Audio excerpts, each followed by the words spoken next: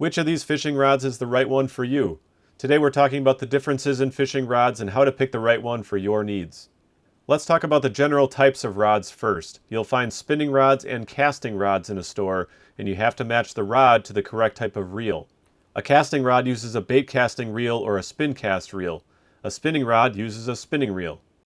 Most rods have a bunch of specifications printed on the rod itself, which will include things like the length of the rod, a power rating, an action rating, and recommendations for appropriate line and lure weights. The core of the rod is called the blank, and it can be made from a variety of materials like fiberglass, graphite, carbon fiber, and composites. Fiberglass is the cheapest but the least sensitive. Graphite and carbon fiber are lightweight and strong but more expensive, and composites are blends of these components. Lightweight rods will allow you to fish all day long without your arms getting tired. The action of the rod refers to how much of the rod bends at the tip before it starts delivering hook setting power. A moderate action rod is good for throwing spinners, crappie jigs, or finesse baits, and it allows for a good hook set without bending out the hooks or tearing a big hole in the fish's mouth. These rods have what's called a parabolic bend, meaning a good portion of the rod can bend over and create a wide arch.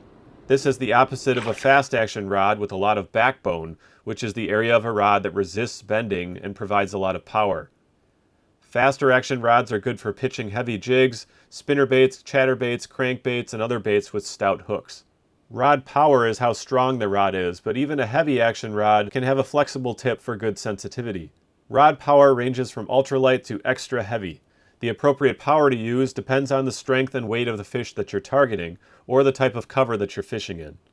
Use a heavier power when targeting heavy fish like catfish, striped bass, or muskie, or if you're pitching into heavy vegetation or brush for largemouth. Heavy rods are well matched with 20-pound up to maybe 80-pound line, and they have a long handle below the reel to give you more leverage for casting a heavy lure or wrestling a big fish. The long handle can be tucked next to your body for extra leverage. Ultralights are for catching small fish in open water in areas that don't have much risk of getting snagged. These rods are typically used with 1 to 6 pound line and can even be used to catch bait for your heavier rods. Fishing rods come mostly in 1-piece and 2-piece models. A 1-piece is generally considered to be more sensitive because vibrations are better transmitted through the solid rod, but today's 2-piece rods are very good at this too. The biggest advantage of a 2-piece rod is definitely the ability to break it down to half the size for transporting it. You can easily slide it into a kayak, put it into a backpack, or into a car. I have a lot of 1-piece and 2-piece rods, and I don't really have a strong preference either way.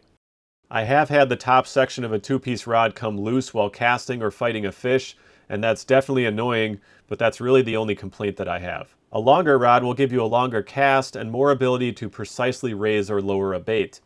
Anything beyond 7 feet becomes difficult to use in a kayak, especially from a seated position, but from a boat, longer than 7 feet is more reasonable because you stand up higher from the water. If you're fishing in the surf, you might go up to a 10-foot length or even longer.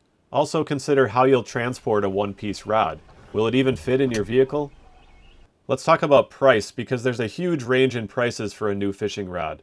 A $10 rod can absolutely catch a fish, but it will be prone to breaking, have less sensitivity, heavier weight, and other drawbacks too. I've accumulated more than 25 rods in my 30-plus years of fishing, and the ones I recommend the most cost between $50 and about $150. In my opinion, it's hard to beat an Ugly Stik carbon rod. I have zero affiliation or sponsorship with Ugly Stik. I bought 7 of these rods simply because they're great. They usually go for about $80 for any size rod. They're lightweight, sensitive, and they're very comfortable to hold. An $80 rod is cheap enough that I'm not afraid to let my kids or my friends use it.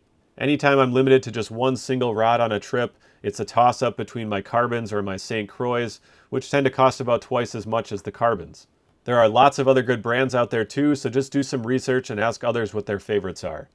If you have a favorite rod, drop that in the comments so we can all see it. Thanks a lot for watching. We'll catch you next time.